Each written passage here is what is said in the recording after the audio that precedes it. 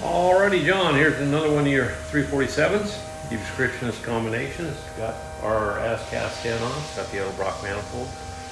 It has Holley fuel management. Got the front end on it. Make sure your alternator charges. Custom ground hydraulic roller. Got the front sump oil pan. We'll go in there and make a run, see what she does. Stay tuned.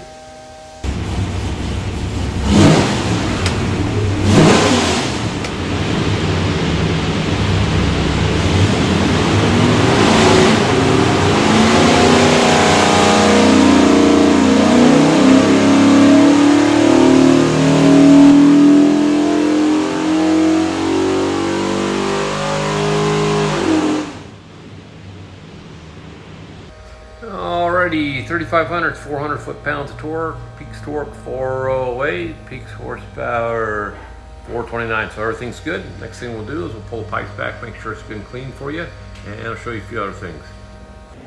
Alrighty, when you receive your engine, it'll be this thing looks like a credit card. It's a USB card full of technical information. It's got your engine build in it, dyno videos, a lot of tech stuff, so I highly recommend plug it in and watch it. Other thing, on the engine will be this tag.